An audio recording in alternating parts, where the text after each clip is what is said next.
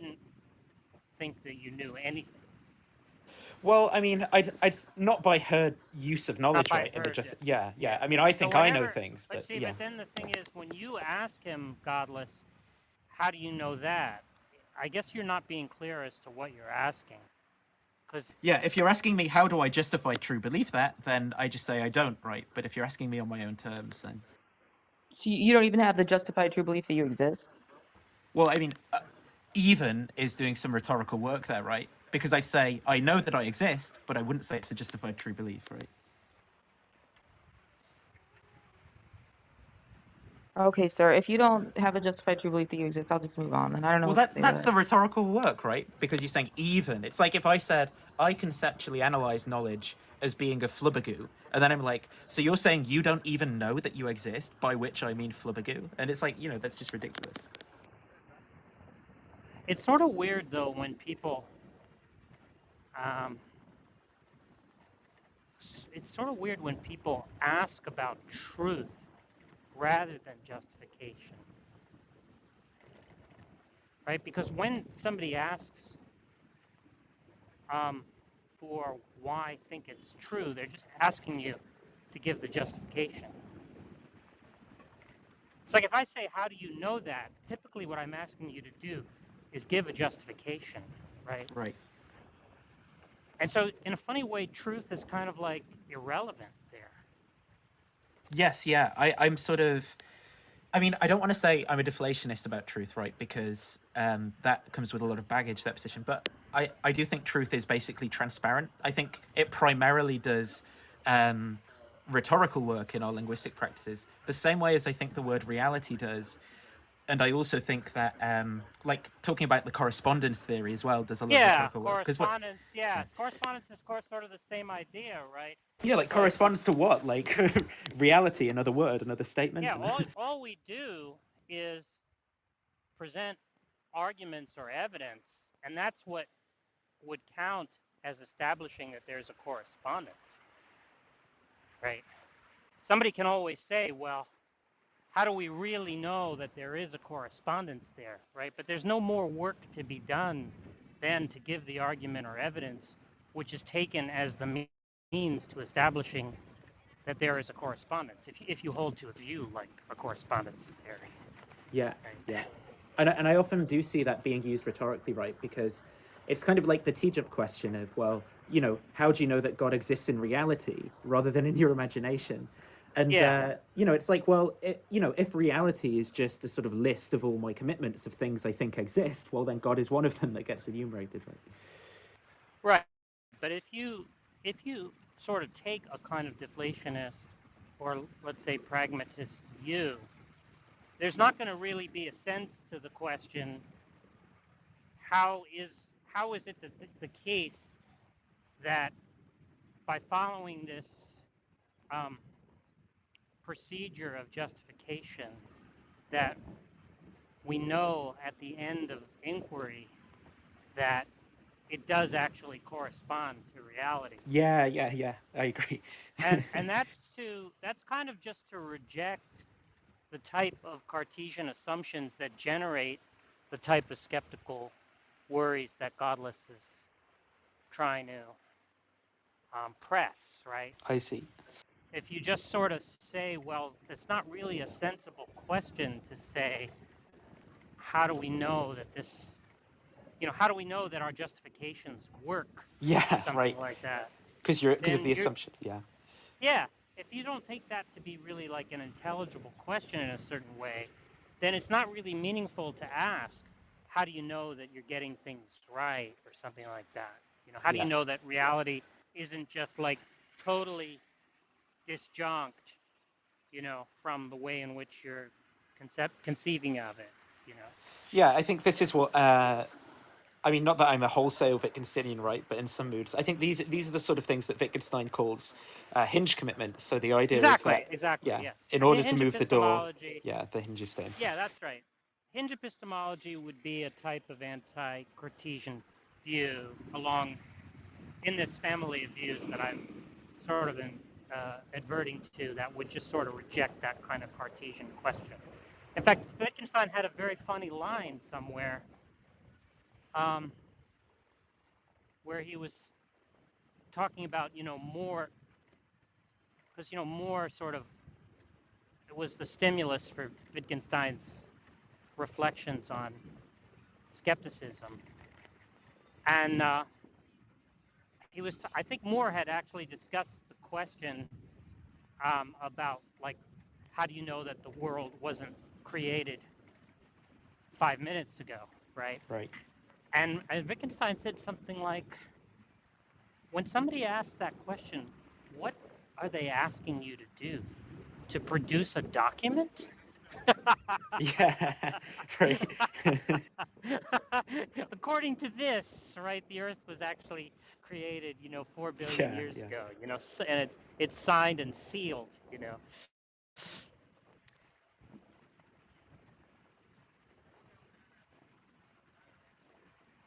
You could present the Bible.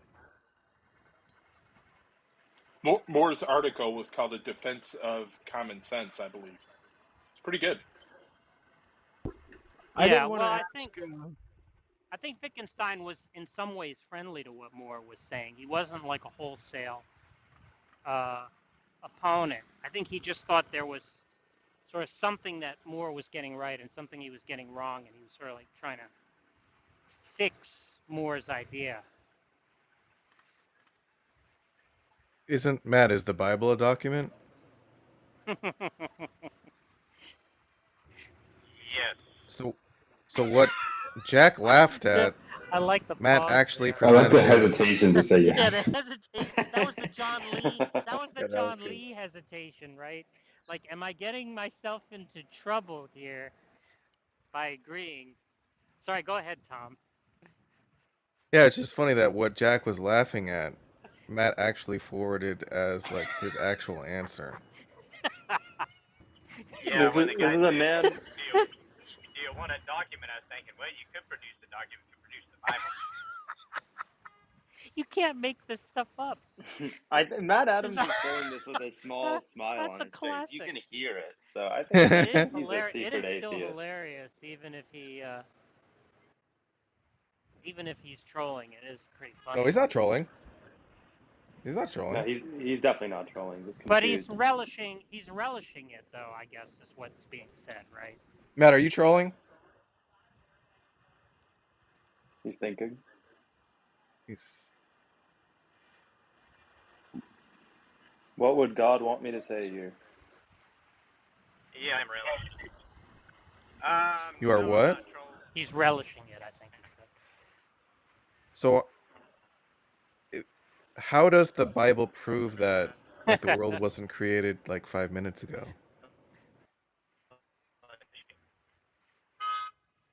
I'm relishing the moment. I may be. I think. He's breaking up now too. You don't have great connection, Matt. I'm Still can't hear you.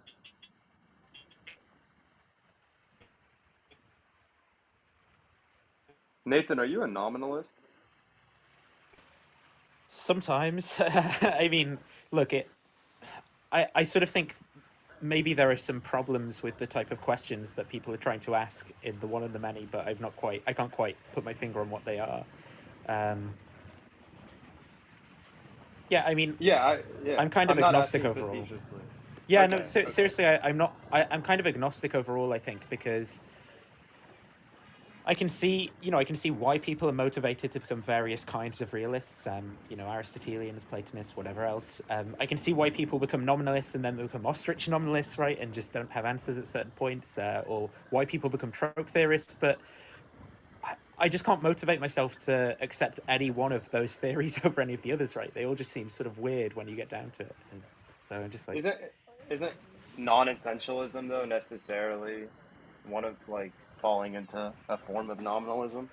oh yeah, look, so I'm not gonna be simultaneously committed at the same time to like anti-essentialism and Platonism or something, but my mind changes about these things. So if I was sort of, leaning towards Platonism one day, then yeah, I'd have to like jettison my kind of anti-essentialism in some form. What do you lean towards today? I'm not sure. I'm just agnostic because, you know, I can't see I can't see how any of these theories is sort of adequately superior to the others, right? For me to accept. I mean, maybe you're right that I should rule out. You know, I should be saying, yeah, it's going to be something in the nominalist camp. But even though I It think has maybe I to be, should be right? saying, well, I don't know. I think maybe there's something wrong with the questions in the first place that I want to think about. Fair. Yeah.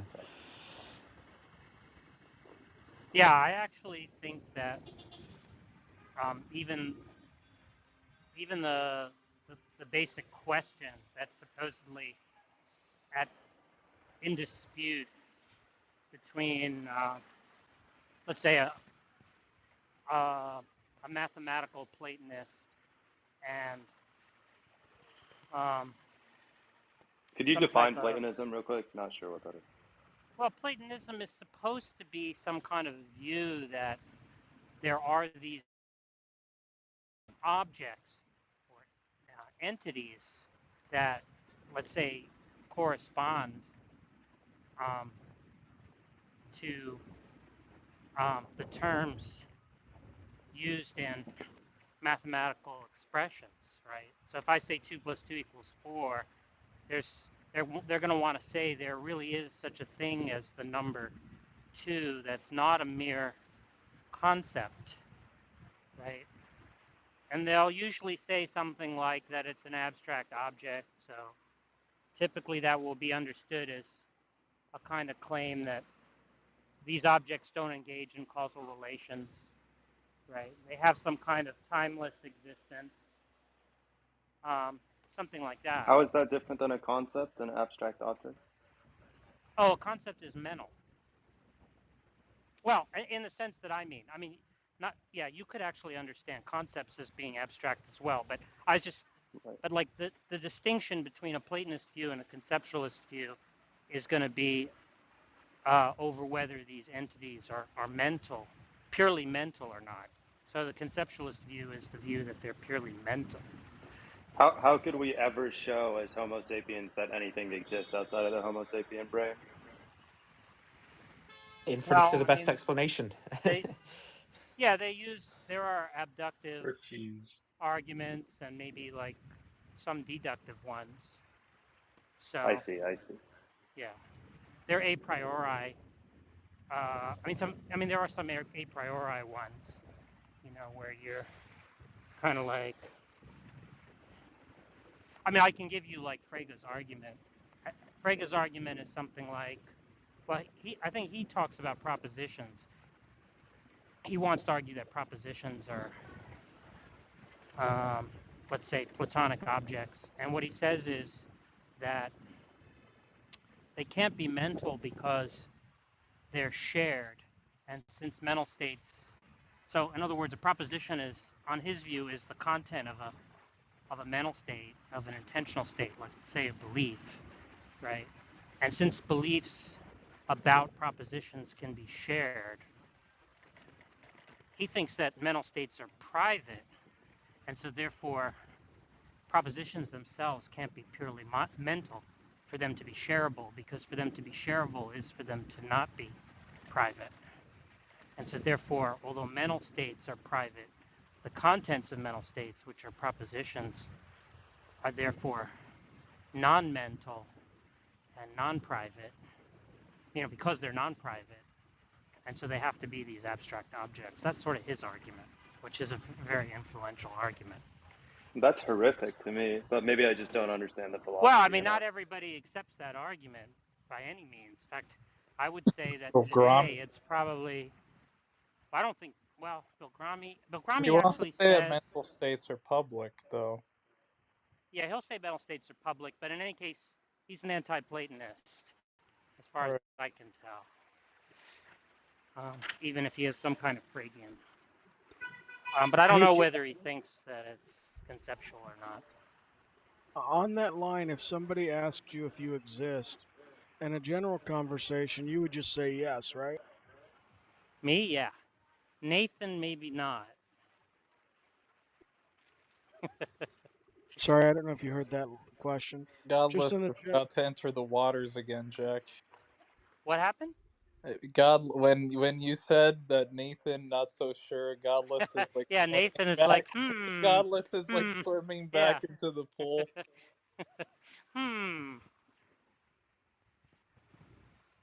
I was hoping you guys weren't going to tell anybody that he has a YouTube, because then I wanted to see people interact with him more on an upfront value. I always worry that like when people find out people have YouTube channels, they always change their approach. So, Jack, when you say you exist, what are you appealing to? What do you mean? Like, how do you justify that? Justify that I exist? Yeah. I'm not sure that I would try to justify it to somebody if they doubted that I existed. What I wanted to say was, okay, let me That was ask it kind of a this way. John Lee answer, Jack. Not gonna lie. Let me ask Well, you I mean, this the thing way. is, there could be facts that I wouldn't make you the could appeal to. claim. No, there could be facts that could appeal, that could settle the question for you, that you couldn't necessarily. Like, in other words, if you take beliefs to be the kinds of things that are self-known, then if you believe that you exist, you therefore exist. But some person who says, well, what if I doubt that you have any beliefs, right? I couldn't appeal to that fact to show them that they were wrong. They would be wrong, but there'd be no way to show them that they were. Or there might not be any way to show them that they were. Well, the So I think question that's going to be a little bit different from John Lee. doesn't the question presuppose some sort of existence? Well, but the point is, like, I take it that if somebody asks whether you exist, they mean, something like whether you have a mind, like whether you're a pea zombie or not. Like you're not a chat bot, that kind of thing. Yeah, exactly. That's right. Yeah. I mean, they could be just doubting whether there's anything external to their own minds, in which case they would be doubting whether there's even a physical body there. But they could run that kind of skepticism without appealing to that. What is your opinion about direct realism, which is non-inferential in I its think justification? I'm probably, well, see, I think I probably do subscribe to something that's close to direct realism, but I wouldn't really talk about it in terms of justification. You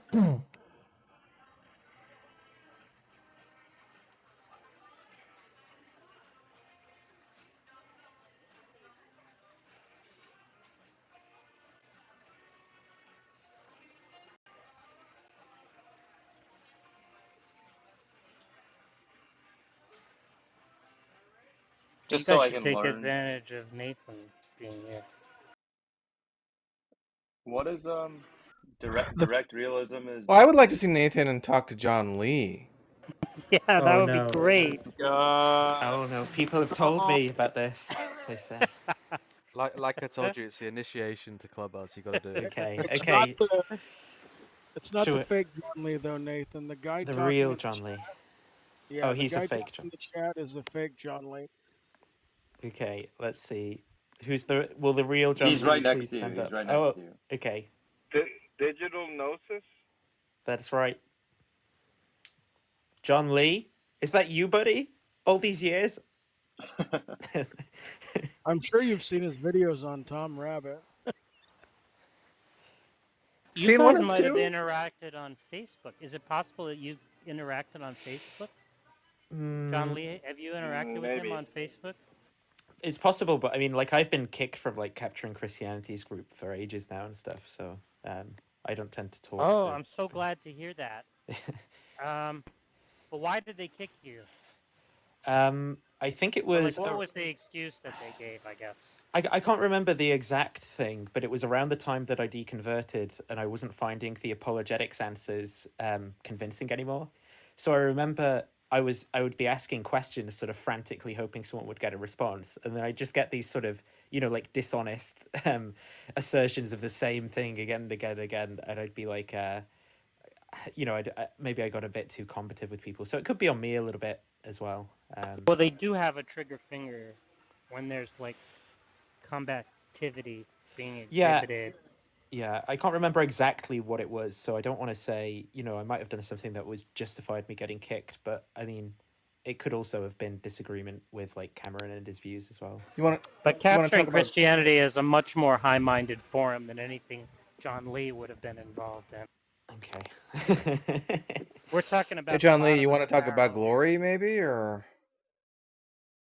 What do you want to talk about, John? Oh yeah, his view that God is how does he even say it? God is maximally glorified prior to creation. No, he doesn't use that word. What did he Oh no. say? He thinks glory is unbelievable?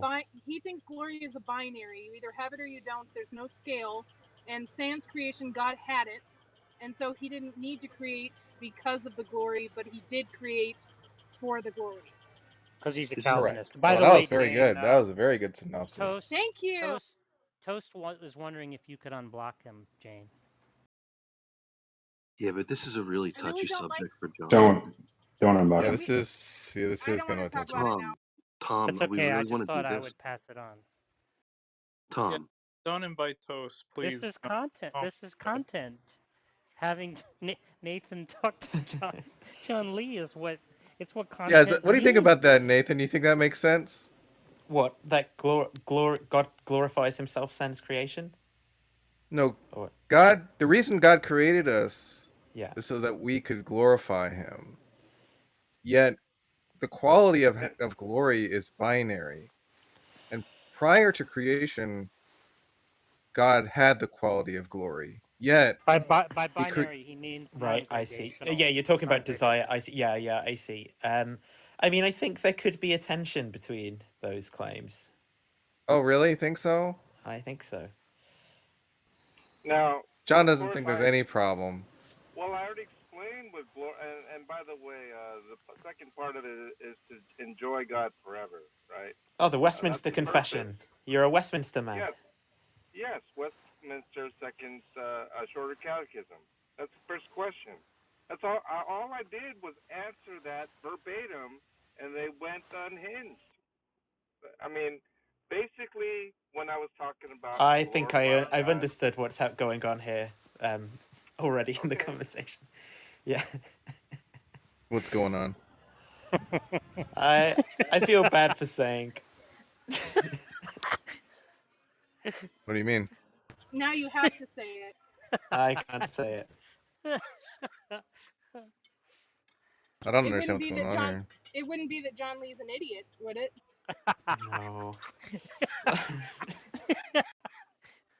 That's not a nice thing to say about John Lee. So it doesn't matter that It's accurate though. there's it doesn't matter that there's multiple reasons why he thinks that by adding the second reason, which is like so we could love him forever, actually changes something. But that's just completely irrelevant because one of the reasons that he does create is that so we can glorify him, right? Yeah, which he already has. But which doesn't like the second additional motivation of us loving him is really irrelevant to the reason that he does it is so we can glorify him, and he already has glory, which is a binary attribute. So, John, would you say that God is glorified more before creation or after creation? Well, I would say neither. Now, God is glorious, certainly. Now, I try to explain to them what man's purpose in glorifying God represents. It is not that God is lacking in glory and somehow man by his actions are somehow providing in a transactional way to glorify God. I told them what it represents. Like when we magnify the Lord, it doesn't mean that God in some way ontologically is somehow added to. It is the case that we, Greg, you're hot, Mikey. from our perspective, the value that we assign to God is magnified. So it's our perspective that is honoring God, venerating God, worshiping God, praising God, and magnifying God. That's what I was trying to tell them. So why do you think that God creates? Why? To give. It is not the case that God needed creation. He is ase. He's immutable, and so all of these things are inherent in God's nature, in His essence, and so it is the case that creation must necessarily um, align to the nature of God. It is not the case that God needs creation. Do you think that it would have been bad for God not to have created? No, not at all. So it's not it, but you would say it's better that he creates, or it's a good thing that he creates. Well, I would certainly say it's a good thing. Sure, Right. Is it a good it's a thing good. if he It's a doesn't good. create? It's a good thing that God shares His love, gives mercy, compassion, grace. That's a good thing. Justice is even a good thing. Would it have been equally as good if God chose not to create? It doesn't change the goodness of God whether He creates or not. So it would have been equally as good, you would say. Well, I mean, I don't know what you mean by equally, but I mean, would it have been better? No. Yeah, that's all I mean by equally. So what is it for God to have like a desire to do something then? Well, the understanding, like a desire, seems to be interpreted by everyone here, or most people here, as some sort of lacking. Like, I desire chocolate ice cream is often the example, because one lacks it and they're trying to satisfy that aim or goal and so forth. The Mm. way I understand the desire of God is such that He has already, and He desires to give what He has to His creation in a benevolent way. And so that's how I understand God's desires and intentions. So it sounds like you're just saying his desires are just brute then or something. Is that right? Well, I don't know about the word brute, but I would say that it's just inherent and intrinsic to His nature. Right. So it's like God just does what God does, right? But it's not correct to say that he desires to do the things that he does. Yeah, and if you're gonna say it's like some sort of arbitrary, I really don't have a problem with uh, the arbitrariness of God. I He's mean, gonna do what He's yeah. gonna do. Well, that's sort of, I mean, fair enough then, right? But I mean, I don't think I'm gonna be convinced of that position because it just seems a bit worse than a few competing theories. He's not trying to convince you, though. Yeah, that's fair enough. No, I mean, is there any glaring contradictions so far? Maybe you have to investigate Yeah, further. yeah. There's a couple. Yeah. I didn't ask you. Your I guess assumptions are just way out. But But anyways, he's Nathan. getting triggered there. I sort of think. I mean, maybe there would be if we kept going, but I mean, I sort of think from how you specified the mind of God being relevantly different from ours, in that, like, well, when you say that God does something, he doesn't do it because he desires it; he just does it, right? I mean, I think maybe that smooths over some of what might seem to be inconsistent if you say it's true that God desires to do what he does. So, I mean, maybe you are being consistent insofar as the sort of things we've discussed. But I think John said that um, he wants to share with us, so he has this like his love. So he has this desire, obviously, to share his love with us. And I Yeah, mean, I get what you mean. Like in the ordinary John, way, I agree with you. Like in the sense that I understand wanting to share, right? yeah, but the idea is not that simply that. God can never like have his desires unfulfilled, correct? God's never gonna fail in getting what he wants, correct?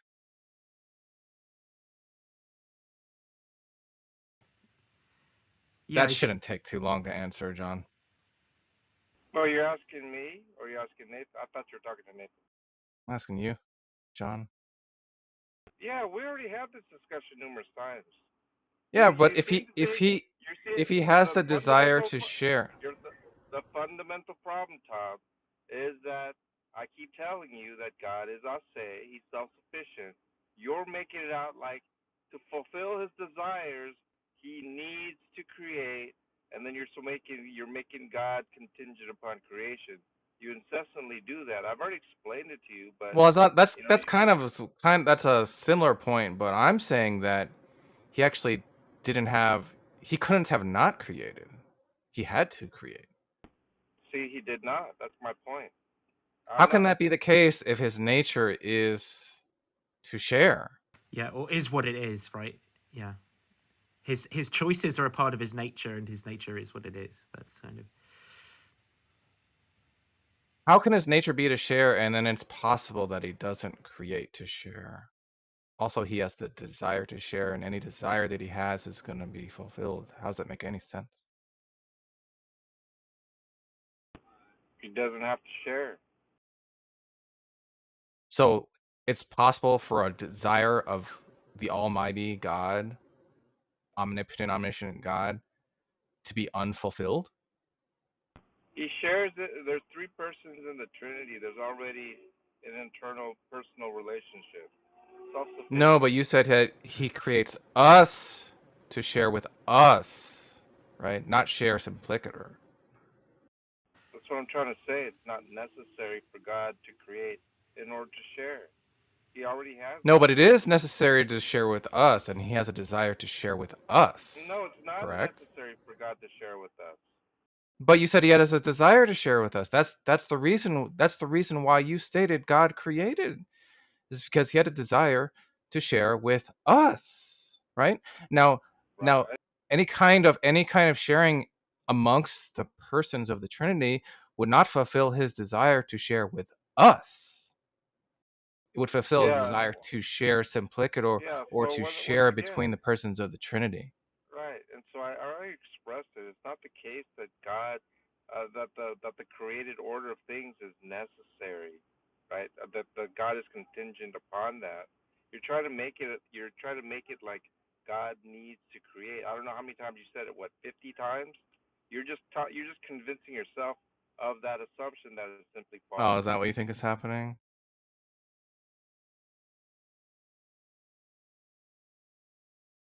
I mean, there are resolutions to this problem. You could say something like, God can fail in having one of his desires fulfilled. That would help. That would get you out of it. So in other words, you began this conversation so you could repeat something ad nauseum in a sense of cognitive dissonance for the next few hours. Is that what your I intentions don't are, have Tom? cognitive dissonance. I think you do. From what I'm understanding, now my conversation was with Nathan. I'm more than having him welcome to having him internally critique my view. And so far, he Okay. says it might require more investigation. But so far, he doesn't seem to see a contradiction. Okay. I mean, But you didn't seem satisfied with his comment, and you want to add certain points that have been discussed ad nauseum for the past several days. Yeah, I'll just let Nathan talk to you if that's what you want. I'll let Nathan. But Nathan, do you think that there was some kind of problem that I outlined, or do you think that was completely devoid of any problem? I think what you outlined, that there was a problem, but I think that there are ways, John could deal with it as well. But Yeah, I again, gave one. I even gave him one. but Right? the problem is, right, he's good, so he's going to resolve them, and then it's like, so then you just raise another issue, and then he can resolve that, and then, I mean, the theory's sort of already undesirable to me, and I think he's going to always bite that bullet rather than changing his mind, and so I sort of think, well, what's the What you're point? describing when you said he Maybe. could fix the problem, but then there would another problem might arise from that, and then he might Yeah. have to fix it. It's almost like you're describing like putting a band-aid on something, and then there's something else that happens, and you got to put another band-aid on that other thing, and then it just like sort of Yeah, goes look, on and on. I It's agree, almost like but a band-aid theology in a sense. You're just fabricating fires that don't exist, and you think I'm trying to put them out. There's no change in my position. It is a case that you're bringing up objections, and I'm telling you what your assumptions are, and the resolution for what you assume do not need to be assumed, and that is the resolution. But it doesn't require a change in my position. In fact, you're the one who's been abandoning claim after claim after claim with regard to the subject. Wait, but what Nathan? Why would you reject John Lee's view? Well, I mean, it's just no better than like positing some random, like, well, let's say random, some necessary initial state of the physical universe or something like that. I mean, why is that any worse? For everything that I want to have, I can just say, well, yeah, just build it into the necessary. It's just necessary that whatever I need, But right? wait, are And you talking about? Are you talking about? Well, what is theory it that you? comparison. No, I understand that, but I'm saying what is it that you think his his view is trying to explain, where it's just appealing to a brute necessity to explain it. Oh, like basically why God do a lot of things. Basically, any of the features of the world that God's supposed to explain, right? There's just, I mean, ordinarily you say there's brute contingency, right? But apparently there sort of isn't contingency in God on this model, or God, even though there isn't, I suppose, on most models of divine simplicity at least. So then he's just kind of saying, well, yeah, it just is that way, like that God chose that way, and it just is that way for everything. So like, why is I don't know why do minds supervene on brains? Well, God chose it that way. Why is this constant, this value rather than that value? Well, yeah, God chose it that way, and it seems like there's just that answer for everything, and it's very, very brute and ad hoc because it's a mere description of everything it's supposed to explain. And so, for me at least, that doesn't really do any explaining then at all because, an explanation for me at least is going to be something that gives me some kind of like deeper understanding as to what's going on. It's probably going to have some empirical content to it, so as I can test it in various ways and things like that. No, I It's think kind John of Lee. Go ahead. Sorry, John. Yeah, I was just gonna say it's kind of like you have like the axioms of logic. Well, why is the law of identity true? Or it's like, well, because it is. We just assume it to be true. It's a starting point for various theoretical models. It And when I doesn't Well, mean look yeah. to at say an God, axiom. God is a starting point, and Well, I like get. you said, it just is in the Well, I get sense of that's what I you're am doing. that I am. I do get that that's what you're doing, John. And I do think that there are certain things that are like that. Maybe like a metaphysical principle, right? Like everything's identical to itself or something. But I think in the case of many explanations, that it's usually pretty bad for everything, right? To just kind of say that everything just is the way it is. So suppose that Jack, there's a little music coming through. If you yeah, I can. Oh, was sorry. so suppose that there are it's still coming through, by the way, Jack. I'm Suppose that trying to there's mute it. suppose that I come across a bunch of organisms, right? And they all seem to have these sort of little circles on their head which they kind I'll of get it move for you, Jack. around to navigate the environment that they're in. And then for every kind of organism that I come across where, they have one of these things that I call eyes, I just go, well, yeah, it just is that the case that they, it just is that they have an eye. It just is. So that's a really bad explanation, right? And I can tell you why. Because in the case of, say, human eyes, I'm going to say, well, it just is the case that humans have eyes that way in virtue of human eye-ness. And then there's a slight difference between human eyes and crab eyes. And then I'm going to say, well, why do crab eyes have the eyes they do? Well, crab eyes have eyes in virtue of having crab eyes, right?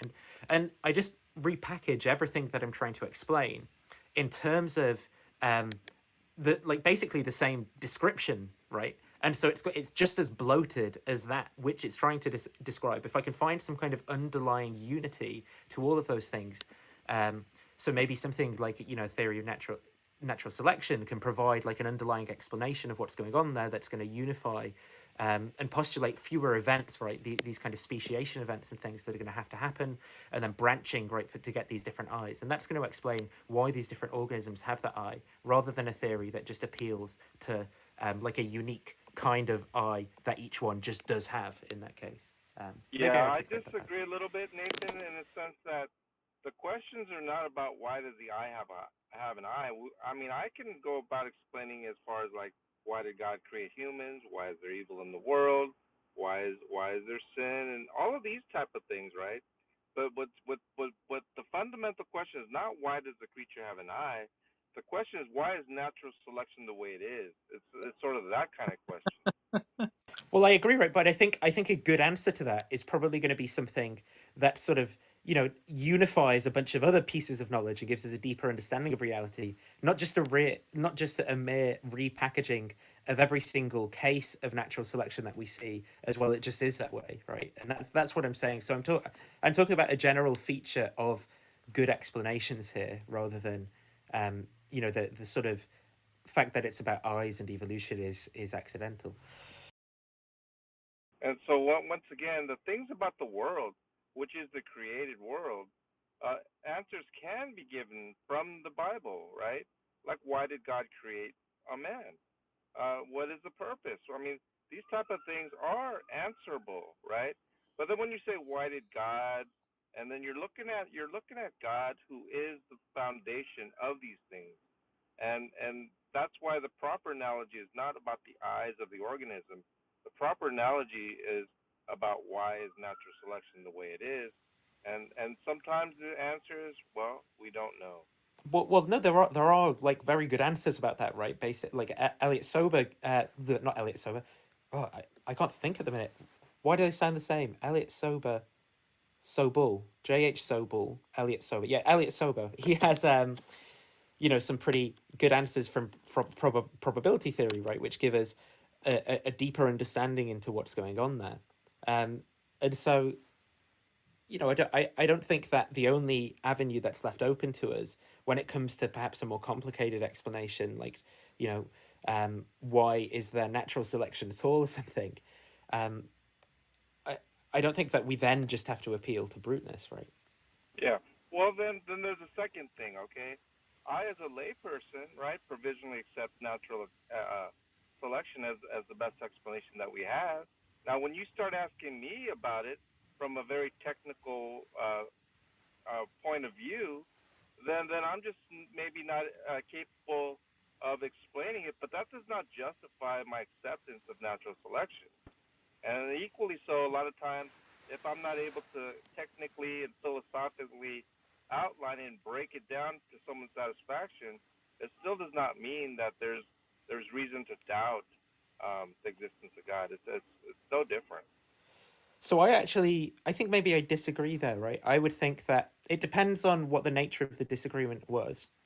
But if I gave you good reasons to think that there was some competitor theory to natural selection that was in fact better than natural selection, and then you couldn't provide me further reasons to justify natural selection, I think you should in fact abandon natural selection and occupy the other explanation and believe the other explanation instead. But Yeah, if there's a competing theory, I have no problem in a competing worldview, a worldview that doesn't include God. I have no problem in making that comparison. If that's what's being attempted to do, then let's go. well, I mean, suppose I just say, right, that the initial segment of space time is necessary.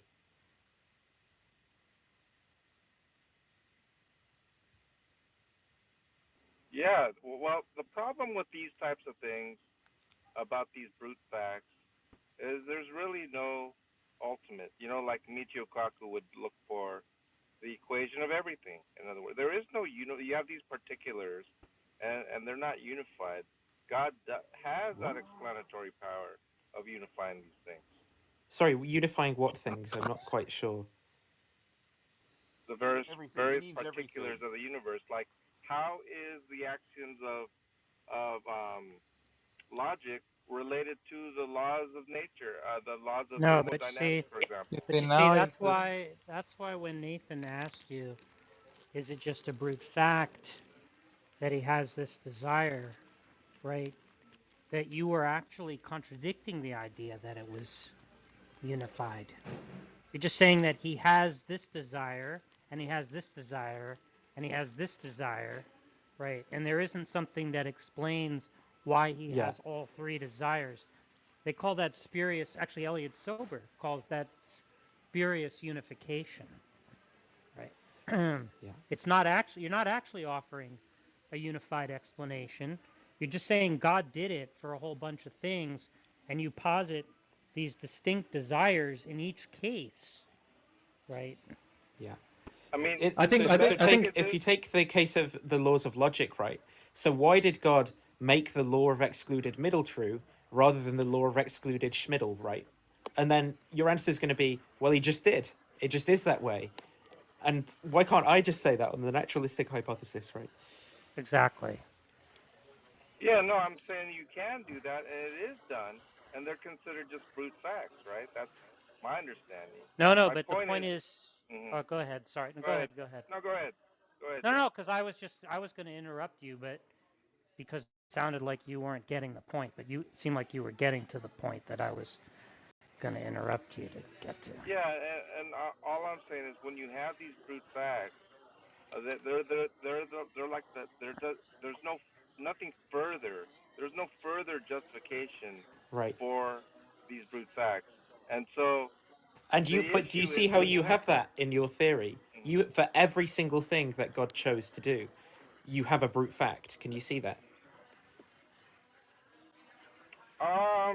Well, I would think that I wouldn't call them brute facts. I just think that I have a grounding relation to God for those things. Right, but then if I ask what grounds the grounding in that case, right, then it's just then the bruteness is going to be there. Well, yeah, but it's singular. That's my point. It's simple. It's No, no, parsimonious. no. No, because you're going to have to postulate fine. a new brute one, right? In virtue of what does God ground his decision to make make the law of excluded middle true? Well, then you've got like, well, it just is the case, right? That grounding relation holds, and then you're going to have the same for all of these other choices that God made. I think oftentimes there are reasons in a deeper philosophical understanding. I may not be capable. I'm not very good at philosophy, just to let you know. And maybe there are explanations I can that tell. I'm not privy to. Maybe some other But uh, here's another possibility, theist though. Maybe the theory philosopher may. is in fact very brute and not no better than that. I mean, shouldn't that be a possibility for you as well? That the Well, theory I is mean, very brute and not as good as the naturalistic competitor. well, well, the way I look at it, that God is a starting point, uh, uh, works in the model that He is the axiom for, and that's how I look at it. And I don't need very different models.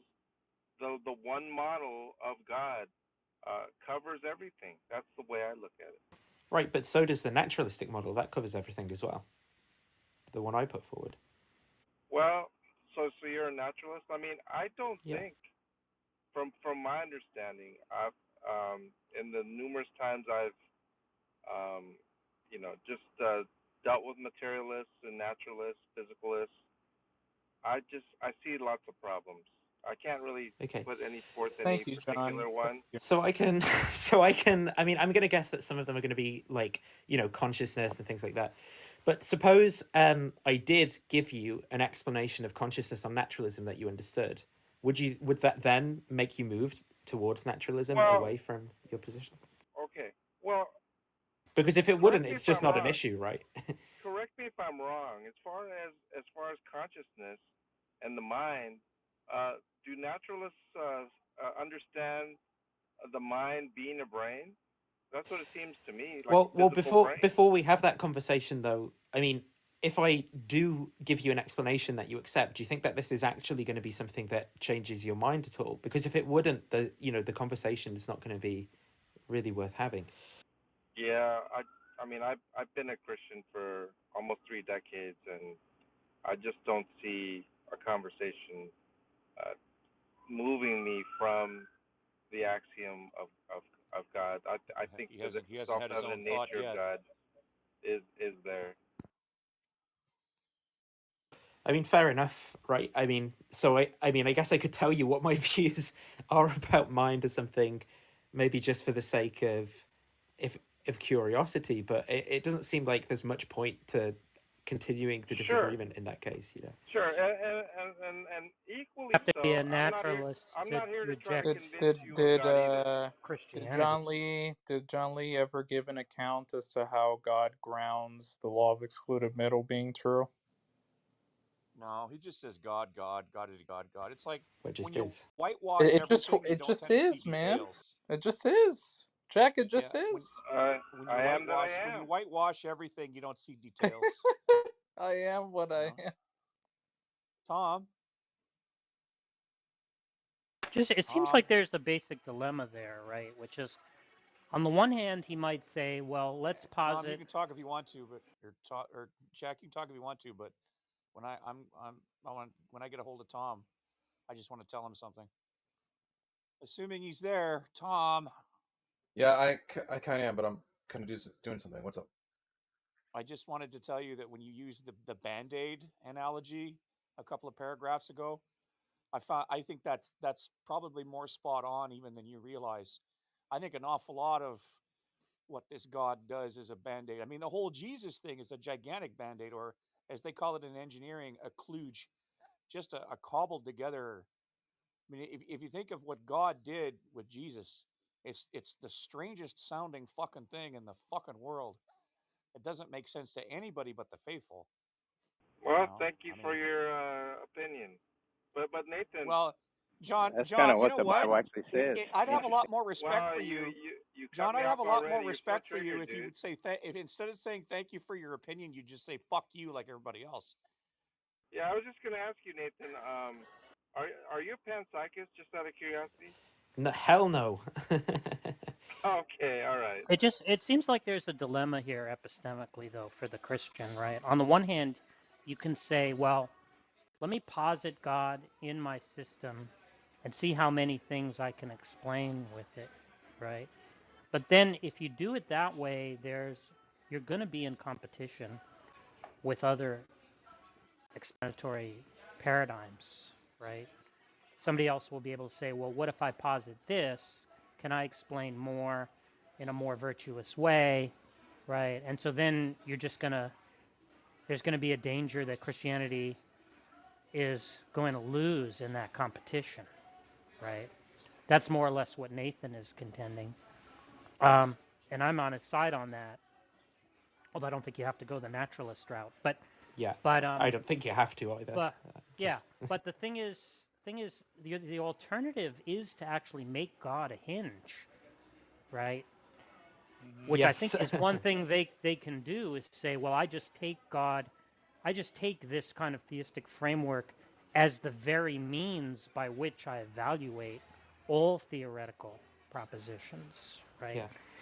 And but the problem is then that they have to give up on the idea Yeah, that the of view is rational justified. disagreement and Right, justification, exactly. and yeah. Yeah, exactly. And so I think that they don't usually want to do that. They want to say atheists are wrong, but then they have to actually move the theistic claim from the background into the foreground where it can actually be criticized in comparison with rival worldviews, and that's dangerous territory. Wait, why To can't me, they anyway. do I it while having that in the background, Jack? I'm saying that for it to be, it can't be in the background for it to be criticizable. It has to be in the foreground. But let's say, I mean, as John says, that he begins with the axiom, let's say, of God, that God can explain all I'm of these saying if things. it's in the background, it's immune to criticism or yeah, justification. That's what exactly. it means for it to be in the background. So So you mean for them to actually um, move it into the foreground, it becomes subject to criticism and justification. criticism as in the theoretical virtues and comparison with other theories, those kind of things? Yeah, Exactly. to say that there are various considerations which give reason to believe this, right, to someone, that's just not going to be true if it's there in the background, because it has to be there, as it were. By the way, Nathan, seems like you're an Oppian. That's pretty very close to my view. Yeah, I mean, like, I like a lot of his stuff. I don't know how much I agree, how much I actually agree with, the kind of like initial physical state thing that he comes up with. I mean, I think it does outcompete theism at least, but I mean, I think there's some sort Yeah, I of mean, that's sort of the interesting thing about that, because I don't even understand his view there, like what he's even talking about when he says the initial state is necessary. But what's interesting is you don't actually need to understand it to be able to use it to sort of show that the theist doesn't have an advantage. In fact, they're at a disadvantage, right? Right. Because you can just say, well, look, you're appealing to necessities. Anytime you appeal to a necessity, the naturalist or atheist can just do the same thing without positing this extra entity, right? So if you think those types of necessities are admissible, which you might not, right? But if you did, you wouldn't actually have an advantage on the theistic view. That's sort of the interesting thing about it. You don't have to actually accept any of his views on there being these like whatever you call them, metaphysical necessities about, the initial state of natural reality or whatever, to say that, well, if those types of necessities are admissible, I can avail myself, I, the naturalist or atheist, can avail myself of them just as well as you can, but at less cost, because I Correct. don't Yeah. have to posit, spooky entities or whatever, queer Yeah. I entities. think what you're saying is you have to do much more work if you stick to the naturalistic position when you are discussing with theist, right? I'm just saying that. Well, I don't know that I'm saying that. I'm just saying that I think what Oppie's fundamental point is, right, which comes out in that debate with Craig about mathematics, about why is it that we find ourselves in a world where, how does he put it, that like our mathematical the theories, unreasonable applicability of right, mathematics right. is a His miracle we point neither is, deserve nor whatever. right. That I think it's not just a he happy makes the coincidence. basic. Yeah, but the basic point that Oppie makes that he makes there generalizes, right? Either you're going to say it's a necessary fact, right, about God that explains that, if you're a theist, right? Or you're going to say it's a choice that God made, which on Craig's view is just going to be a brute contingent fact because he's a libertarian, right? And that just means that these types of explanations boil down to two types, right? Necessities and brute contingencies.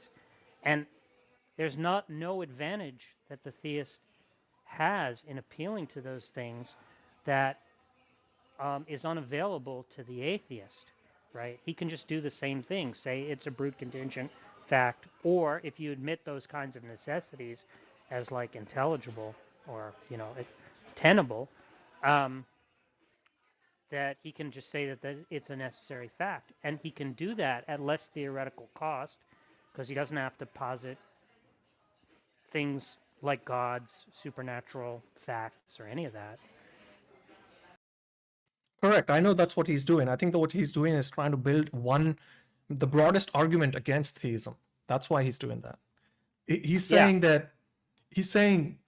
that worst comes to worst. Let's say if I grant you, if I'm the most charitable, my theory is at least going to be a stalemate with yours, right? In That's some right, yeah. aspects. But it's vastly superior if you allow for like empiricism or the other theoretical virtues like fruitfulness or what do you say, novel predictions and so on, That's right? right.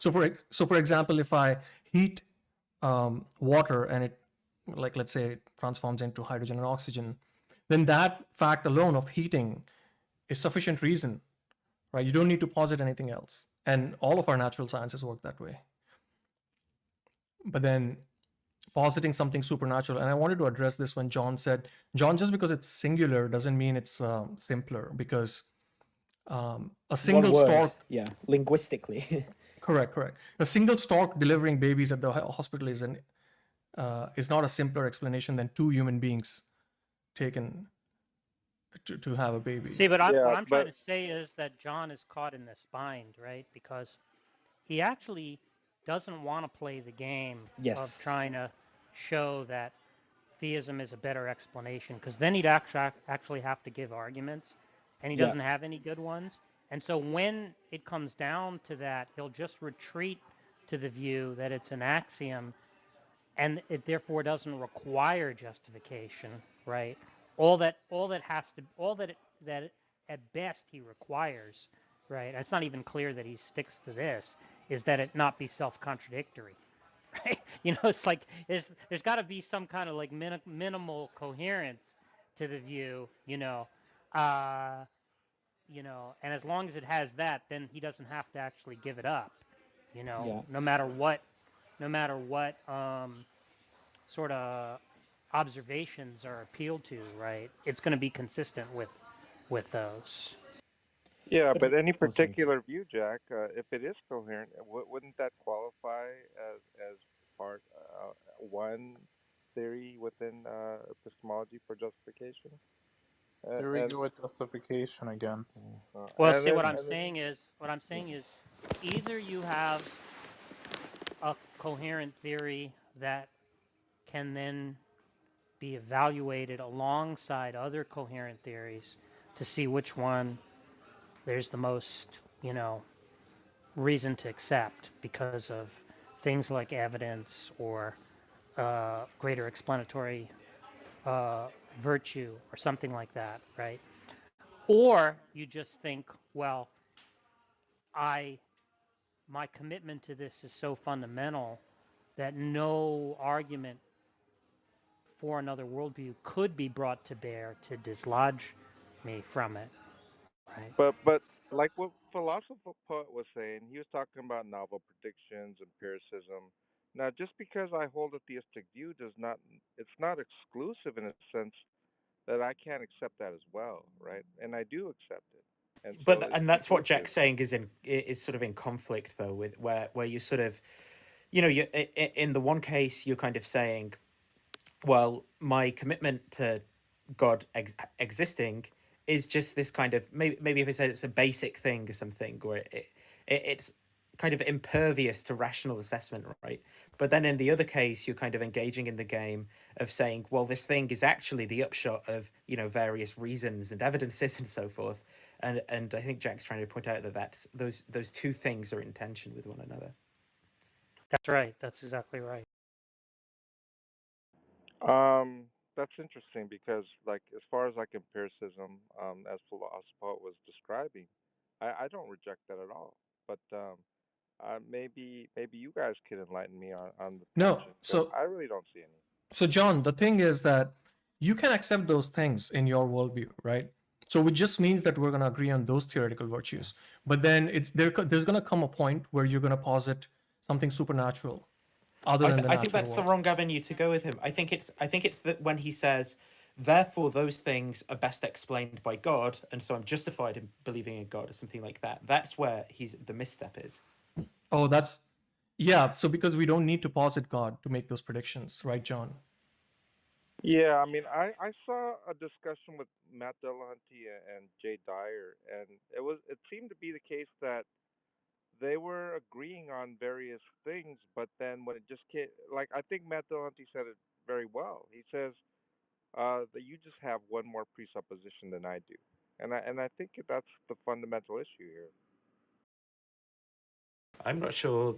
I mean, it seems the other way around potentially. If we're engaging in kind of comparison of theoretical commitment, but again, you don't want to go about engaging in comparison of theoretical commitments because that's irrelevant, right? Because you've got this hinge that God exists. By hinge, he just means something more fundamental than all your other beliefs.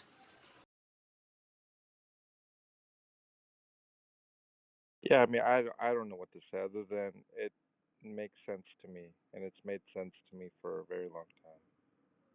It just works as far as application to my life and things like that. I think this goes to your shoe stealing example, Jack, which you gave in one of the debates. I guess I don't know who it was. That if my shoes are missing, then you can always posit a shoe stealing fairy who desires to steal shoes, right? That could be one explanation. So I think like God explanations are like those. You retrofit these desires of creating the world a certain way or doing things a certain way into the God hypotheses.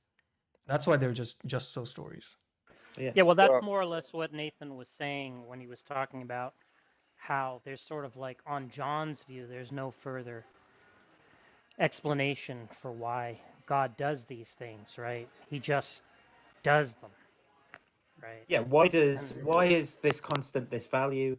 Well, because it is. I mean, you might say, well, I can explain it in terms of grounding. You know, God's choice grounds the fact that it is, right, in virtue of that or something. But then you ask, why is God's choice that? And you get, well, it is because it is, right? And that's where all the bruteness is then.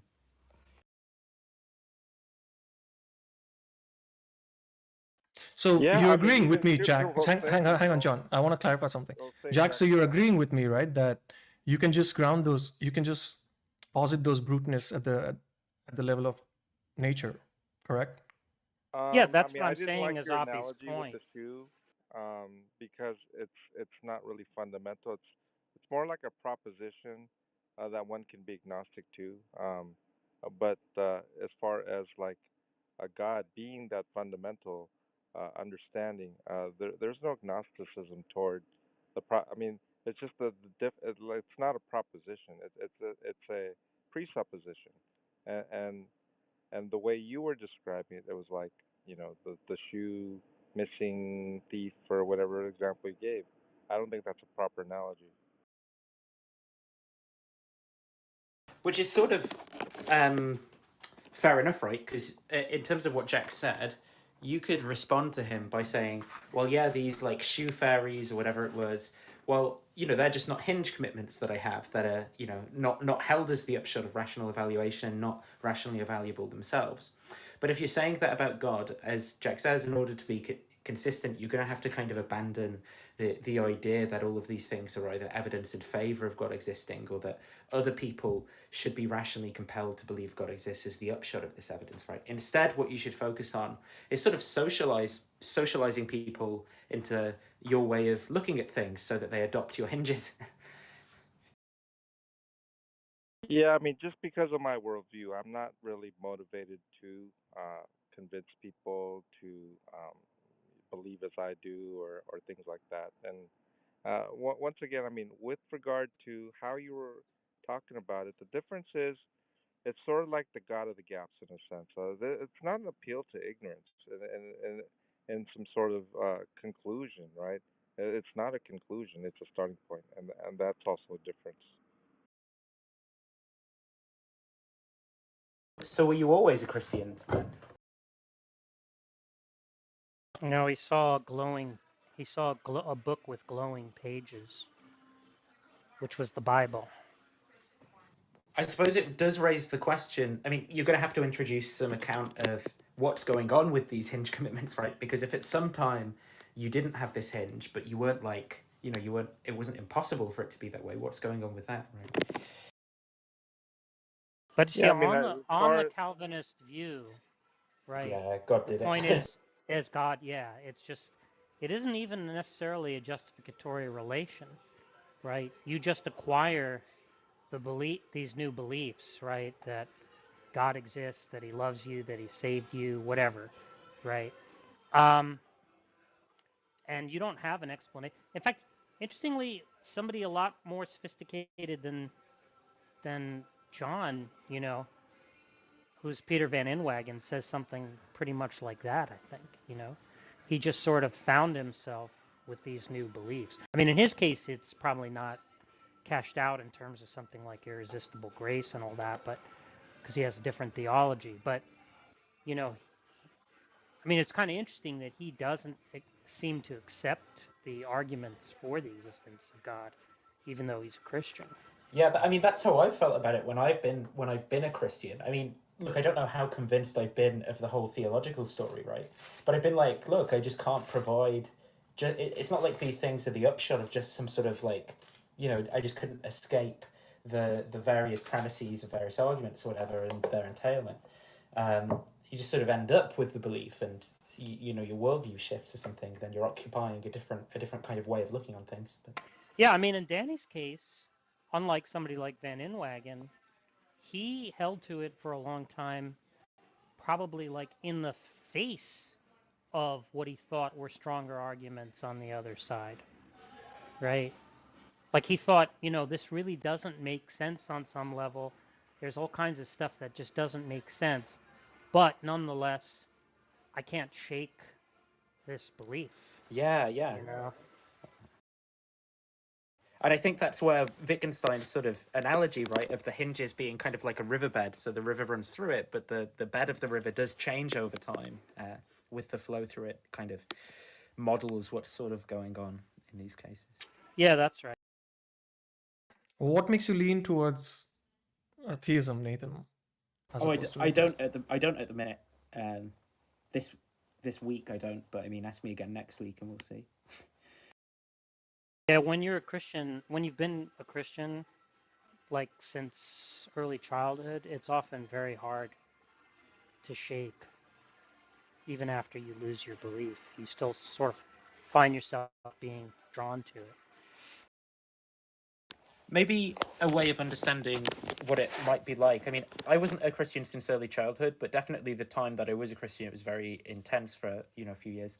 It might be like if you were born in some some other country like China or something, and then you moved to the US, right, as a teenager, and then you might find yourself kind of conflicted between different systems of values or something like that, and sort of unsure which ones to pick and which were the right ones. And it's not as if reason there is going to really help you decide, well, which are the better values or something. Well, it might. Yeah, it might. I mean, I need to add more details to the thought picture, right?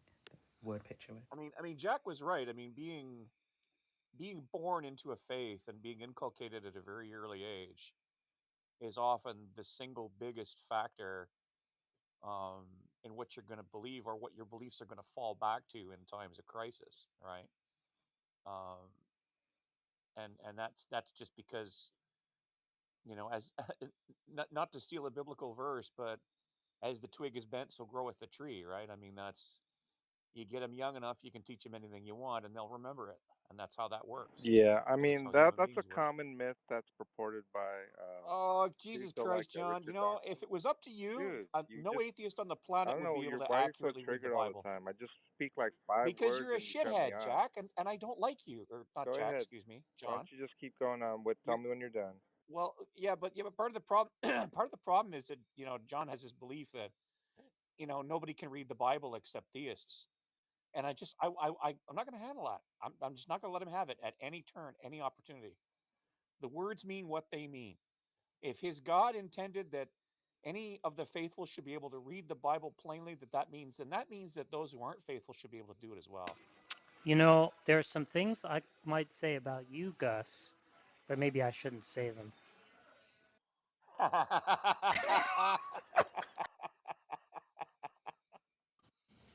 But I mean, Yeah, with regard that's an to interesting reminder, Jack. Thanks for bringing that up. Hey, yeah, with regard to childhood indoctrination, the statistics are clear John's about running. adults He's and running. again, my goodness. I John, just let you finish twice. John, I'm not done with you. Johnny, I'm not finished with you. Come back here. Come and see here. And then we have mods like Tom who just for maybe for content purposes or whatever Oh, allows it he for. starts up his whinge machine. Starting up the whinge machine. We have Jane excusing it for like she's busy with the kids or whatever the deal is. You think she's insincere? I'm at work. Leave me alone. But anyway, seriously though, She's at with work regard, or I just want to say this with taking regard to care of now, her offspring. if I may for the fourth time. yeah, all that Mods like useless busy Jane. work. Lying Mods bitch. like Jane. Malk is hilarious, man. He just or was it Gus? Oh, it's Yeah, Gus. that's right. The I knew difference it was one between of me and those Malk, guys. that's pretty funny. And it'd be Completely funny triggered. if it was actually true. It'd be funny if it was actually true. I think you full well know the difference between me and Malk. So in any case, with regard to childhood You certainly knew indoctrination, well the difference between me and Malk is to come up with a couple of things that you still haven't told the rest of us that you could say about me, but you won't. I'm okay, still waiting, by the way, John. okay. So I'm with still regard waiting to for you to say childhood those things in indoctrination, public that you said that you could say about me, but you won't. unbelievable. Or hey, if you don't want to do that, you can tell me why it is that anybody Unbelievable. with a straight brain wouldn't Oh, now listen you to want a the question. whole mechanism that God used Jesus to redeem the rest of us, So, and not think that that was utterly fucking so with ridiculous regard to comment made at 5 minutes worst, ago, backwards at All right, best. all right, all right. Can we stop this? First of all, John, I mean, how many on stage have heard this before? Something, something China, something, something Africa. Most people come to the beliefs through like adult yeah, how many conversion. times have I heard this about childhood indoctrination? Let me say something different, Haiti. How about Yeah, this? but yours, that's May one I say statement, something and yours different? takes. Oh my No, goodness, no, you're you cannot. triggered too. John, I'm sorry, I've Who's heard it too many talking? times. One person made one claim, right? You're going to go on for half a fucking hour. That's the difference. If you could say it in 2 sentences, be my fucking guest. Someone's That's triggered. that's not So what I godless was girl, gonna is it? say Who was was with Yeah, I talking? regard am to. triggered by sitting through this. I'm triggered by sitting through this at least 10 Well, I'm times. gonna say And something I've never I said think, before. are you going to do it in 2 sentences? I'm gonna say something I've never said before, Haiti. Are you going to do it in 2 sentences or half an hour? Probably 2 or 3 sentences. That's Hell it. hath no Go ahead. fury like a woman bored. So, I mean, I don't know what the problem is, but with regard to Just Clubhouse and the told way, you what the problem is. oh my You goodness, say what? you've said this shit over and over and I've over never again. said this before. I already told you. With Well, regard to then that was Clubhouse, my problem. My problem was you're about to give the same spiel you always give. unbelievable. Do you now know what my problem is? Do you understand what my problem is or Yes, not? you're triggered for reasons I don't know. Okay, Right, I'll so tell you with again. regard I'll to tell you again. Clubhouse, I'm going I to can't keep. even Do speak. not. No, you're not going to do this. Do not pretend you don't know why I'm pissed off. Do not pretend that. I've said very clearly. I have heard this shit before. Lots of us on No, stage you have have heard this not. shit. Yes, No, I you have did, not. John. Jack Everything is you were Haiti a about to 10? say, I have heard this shit Is Haiti before. a 10 And do Your not because son say heard it like, before, I don't Haiti. know why she's.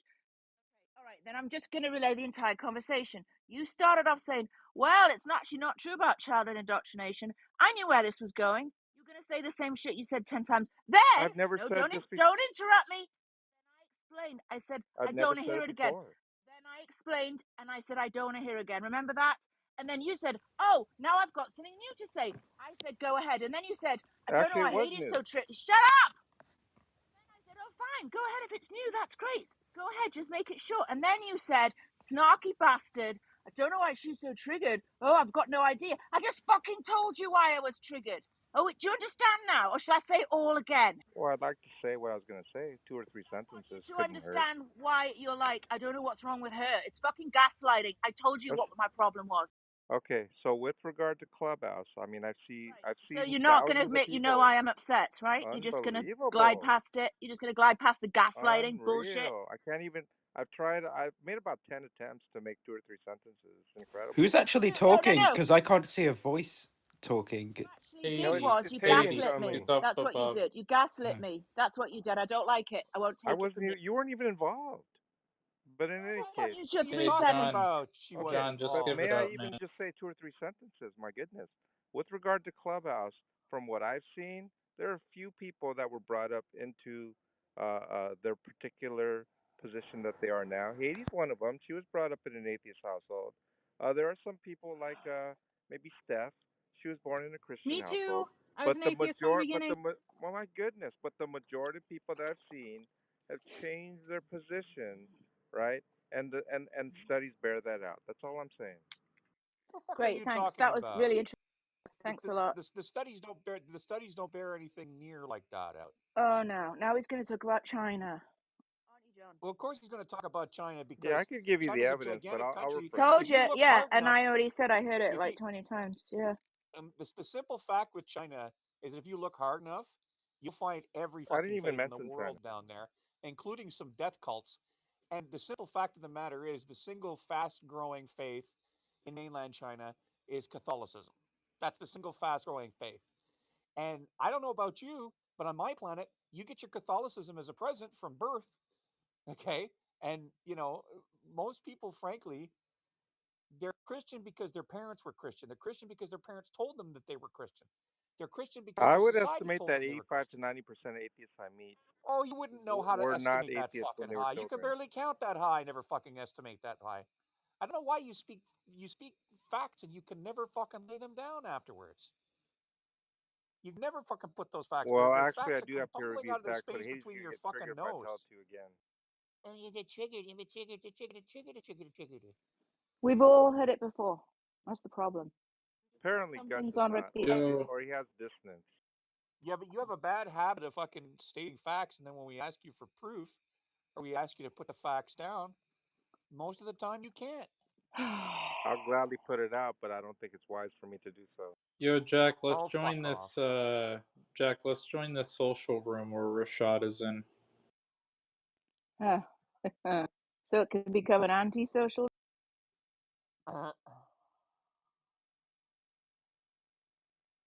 Can we get a collection going for Gus and a new headset, maybe? Oh Yeah, that no! was fun. That Oh was funny no! the first Oh no! 4,622 times you It's said it. not. It's not. I'm not trying to be funny, Oh. Gus. I actually want to buy you a new headset. Look, Wait, it's got nothing to oh, do. I'm going to say this one more time. It's got nothing to do with the headset. Well, then whatever, but a Okay, lot, the tablet that I'm using, which I have no choice but to use because I don't have a smartphone and I'm not made of fucking money. And no, I don't have a credit card, so I can't get one of the 7,486 deals that exist in the States because I live in Canada and we get shafted in Canada anyways. Okay, I'm forced to use a tablet that's 8 years old that has decided in its own little silicon mind that the only microphone I'm going to be able to use with this thing is the one that's built into the side that has a pinhole, kind of like the size of fucking John's brain. Okay, I am sitting as close as I can to the pinhole without washing you guys out, and I do the best I can. No, but wait a I minute. understand. I understand that, Gus. I'm not not trying And to I don't understand, disparage you. but if you I just understand want to that, give you if you money to help you. understand that, I don't understand why I have to listen to being told somebody got to get Gus a headset when the tablet will not accept the headset microphone's input. The only microphone that this tablet will accept, the only one, no matter what, I could stick the cock of God into this fucking thing, and the only microphone it would accept is the tiny little fucking thing at the end of the tablet. Okay, Well, this is not tech fixable. no, no, Sounds it like a is. you problem. That. No, no, no, It no. sure Now Listen, it we just get you a surely new does, tablet. but You listen, sound pretty I'm good doing the listen. today, best I That's Gus. can with it. oh, Gus. The only thing I wanted is for someone else to take up a collection that I can donate into because you won't take my money directly from me.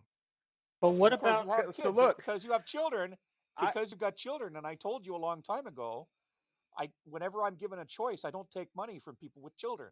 But it's what about the It okay. makes me feel people? like a I fucking am much leech. more blessed than the vast majority of the people in here. It's Okay. not about you. It's about the face I see in the mirror in the morning. But Well, what Do you about the understand? people It's who want to contribute to the fund for Gus to get a worse yeah, headset?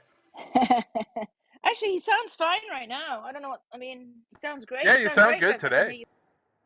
Yeah. Yeah. No, Well, you wouldn't it? sounded fine. You were just quiet. I was just hoping You maybe oh, I could you help haven't you. heard him quiet. When he's But you quiet, you could can't you hear him at could all. buy Gus a broken microphone for nothing, and I'm sure a lot of people would be grateful if he started to use you'd be the top among them, wouldn't you, Jack? You bastard. it. And we could get you a But new tablet that is probably cheaper than the headset we just bought, Jack. Yeah, and we can just Tablets are cheap. encourage people. Well, I mean, just encourage people to like donate because they want to hear more Gus, right? That's all I'm saying. I want to but hear more the Gus. simple fact is, most people don't want to hear more Gus. I mean, I have my friends, and I love you. My friends, those of you who are my friends, I love you. But the fact of the matter is, most people don't want to hear more Gus. Most people want to hear more Tom or more Jack or, for God help me, more John Lee. So, I know my place here. I do the best I can within it, You but I sound do appreciate great. your sentiment. No, wait, His Gus. volume. We want to hear the exact same amount of Gus, just clearly. Louder. All Yeah, right. Yeah. I guess we could say All that. Well, right, I think it's. all right. I think he sounds great right now, though. So I don't know why we're talking I'll about it accept that. now. It just, Yeah. He sounds.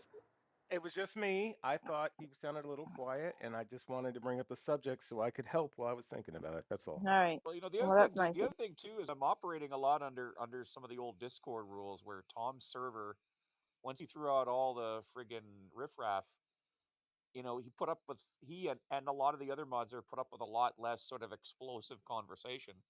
So I'm kind of coming over from there where I kind of learned my lesson over there, and I'm trying not to be too loud right off the bat.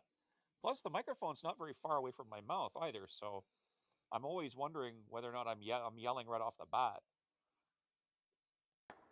Does it have What were we Bluetooth? Are you using like a Bluetooth headset or a Oh, for wired one? goodness. No, Can it's we? oh, Gus hate sounds to hear great. you, Bort. Yeah. Are you bored? Yeah. Okay, let's move on then. Frankly, yeah. I'm sure you are To too, take Gus. advantage. I'll DM you Bored. guys. Move I'll on then. DM you. That would be more appropriate. Oh, well, we're Don't just say we lost never did Nathan. nothing for you, Haiti. We love you. Thank you. Well, we lost Nathan. I never got to talk to him. It's unfortunate. Well, maybe he'll what pop back on again. Maybe it's a connectivity issue. what were we talking about before we went down that unfortunate cul-de-sac? You might have got scared off. Oh, good old Haiti speaks her mind, boy.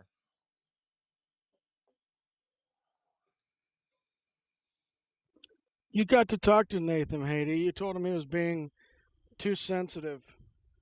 Well, I thought he was a bit, came in a bit hot, but it sounds like he actually was pretty interesting and had some good thoughts. I just missed most of them.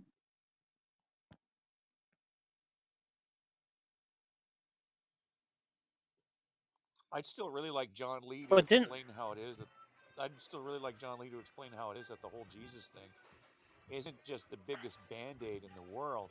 wait? But didn't Daz invite? Did Daz invite Nathan here? I don't know. How do you find us?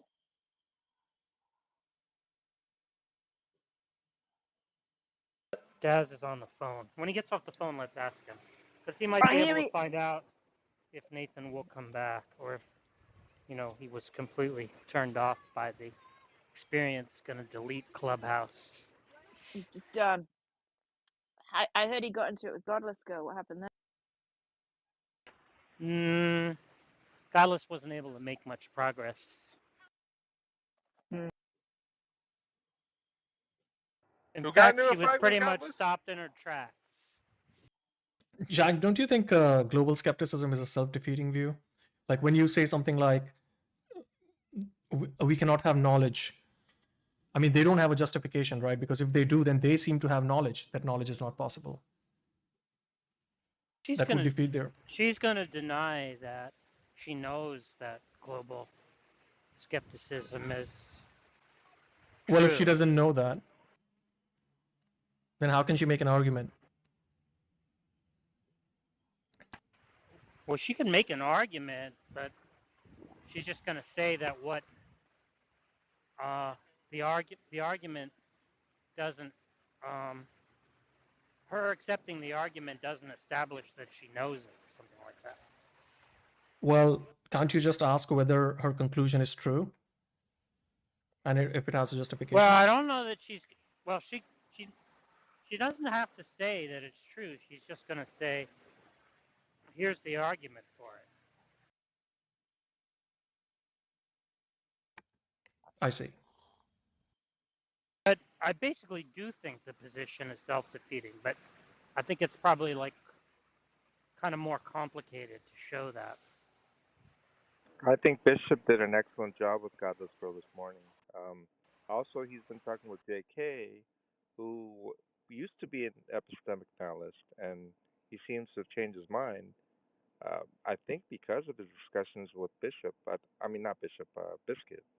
I thought the discussion was given to her in a different way that I've ever seen her interact before. Wait, who was talking to her this morning besides Jay Biscuit. Styles?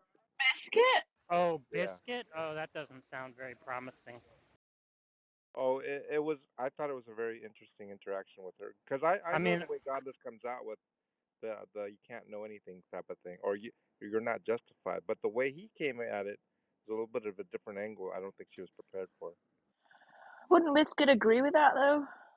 That you can't know anything. I mean, he's like he doesn't think like existence is real or something. You know, he likes Hoffman.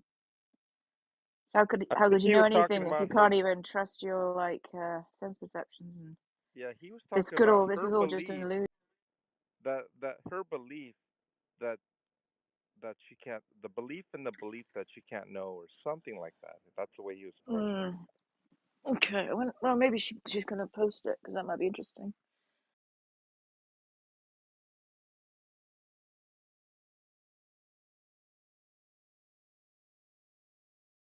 Jack, do you know anything?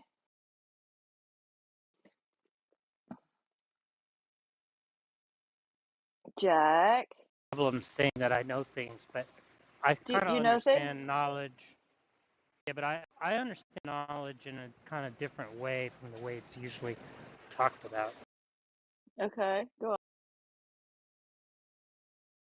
Well, I mean, the way I understand it is that knowledge is kind of like um, what we come to believe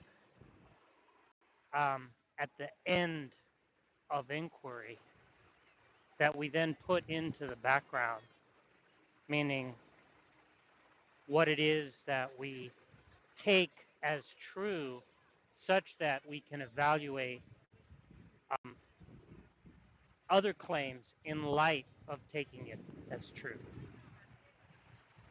Does that make sense? Yeah. In other words, what's known, on my view, is kind of like what is a criterion for determining whether something else is true or not.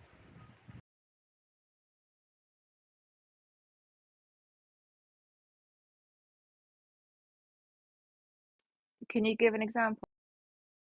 So, like, um, I might, uh, I might become convinced of some scientific theory, like say the theory of relativity, Mhm. right? Like I might, because there might be a point at which I'm not sure whether the theory of relativity is true or not, right? And so I'll subject it to various tests. I'll look for evidence and arguments, you know, I'll compare it to rival theories and so on. And there might reach a point at which I'm satisfied that the theory is corroborated. And so at that point, I will start to proceed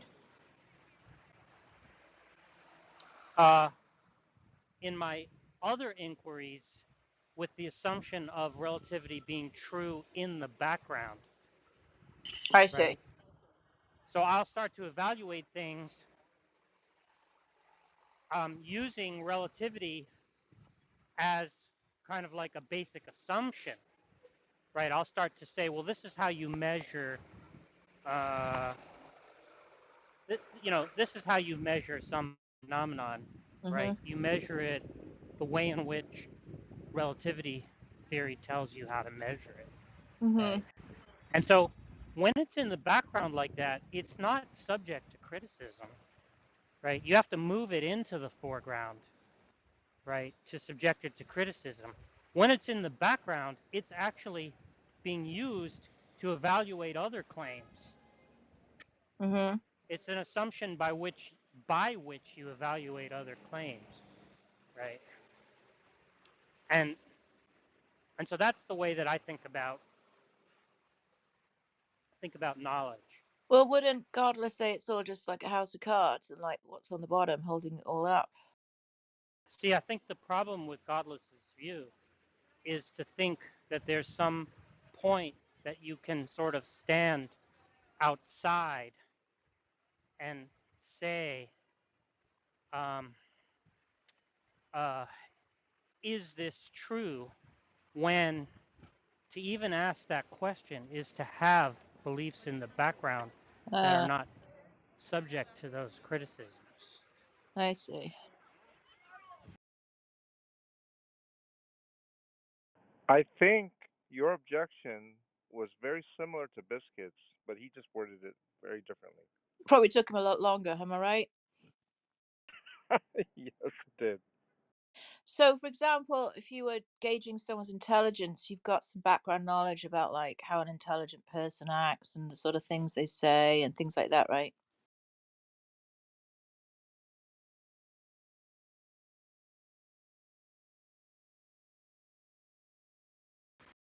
Yes, if you thought that intelligence was a real thing. Right, right, I see. Okay.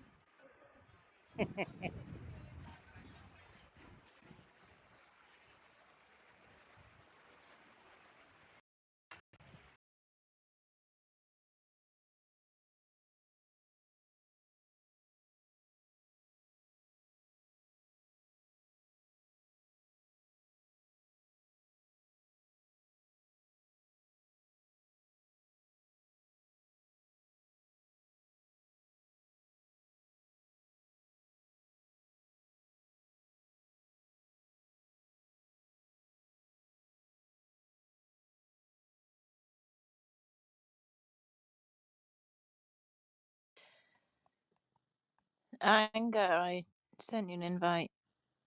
Actually, that view that I was just defending was kind of one of the views that Nathan was defending earlier when he was talking to Godless Girl. So you don't hold to JTB, Jack? Not really. Do you hold to correspondence theory? No. Oh, okay. Most people hold to both, right? I think so, yeah. I may be wrong, but I don't think JTB is anymore the majority position. Let me check. Well, I think most people are going to think that JTB is it's probably not the majority position that all there is to knowledge is justified true belief. So in that sense, I misspoke. But I think almost everybody thinks that justification and truth and belief are like three necessary conditions for knowledge. I find the defeasibility position the more accurate or more closer to knowledge, which is JTB plus in JTB in the absence of a defeater. Like if someone could show me that there is a defeater for my case, then I think they would have better claim for knowledge, or I would be false. I would not know something. John would say that that's just an appeal to ignorance.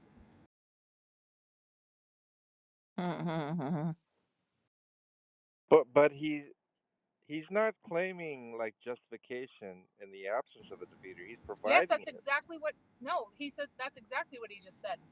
He has No, justified true belief until there's a defeater.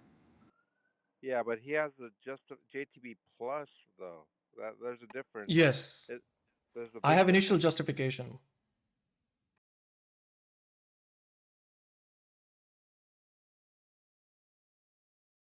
So the example that Humer gives in his book is let's say you're seeing haystacks across the countryside, you're driving through the countryside, and all the initial haystacks that you saw were actually holographs. But then you're justified, and one of them was real, right? But I think that all of them were real. But the fact that I identified one of them as real, I had justification because you see haystacks on the side of the roads all the time. Isn't that the Bill Grommy problem? I don't know if it's the Bill Grommy problem, but this is the example. It's called a Gettier. It's called Gettier, Gettier. yeah. Right. It's the Gettier cases. Sorry, Gettier. Yeah, so the Gettier case. But then if someone could show me that they were actually holograms and we just pulled a trick on you, then I would not have that knowledge. But in the absence so you of that, believe it, so you're justified to believe it until someone shows you a defeater. of course. Yeah, that's John thinks that's Justification doesn't mean It's certainty. different than phenomenal conservatism.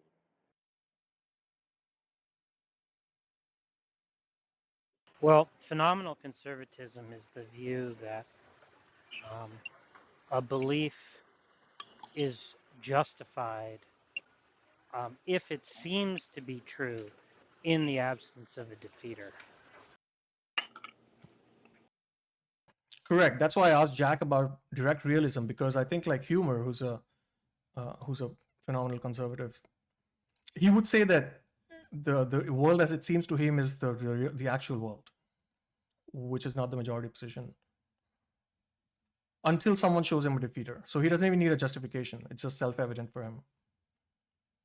Exactly, and that's why yours is different. That's all I was trying to say. Yeah, it's a subtle difference, yeah. But I don't accept phenomenal conservatism. Why not? Well, I don't think that it's correct to say that a belief is justified because it seems to be true. Like that just seems to be using a notion of justification from the one that I have in mind when I ask somebody to justify a claim.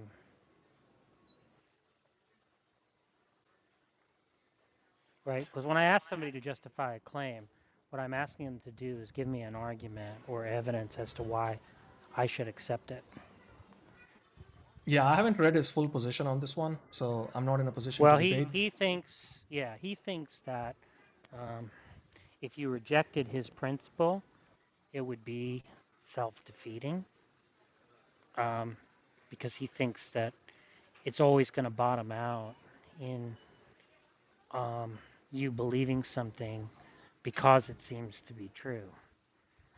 Um, and I think that's to presuppose a kind of foundationalist epistemology. Sorry, what'd you say? Is a foundationalist epistemology, but also what he's also trying to get at is that um, if you negate his view, prima facie justification goes out the window entirely for the majority of your beliefs. Mm, That's what he wants to right. say. Yeah.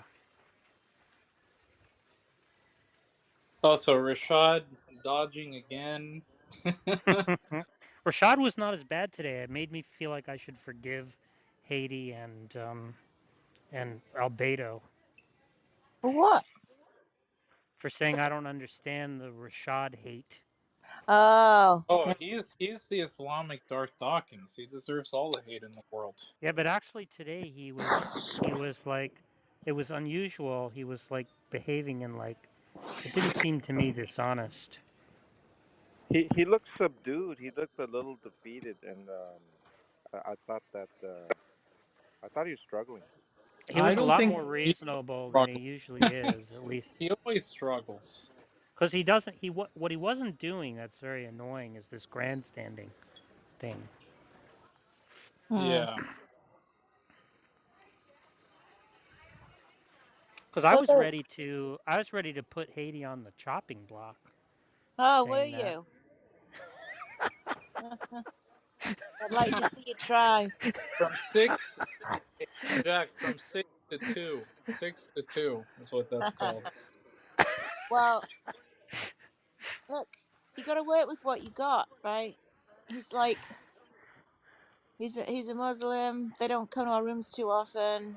You know, you just got to make the best of it.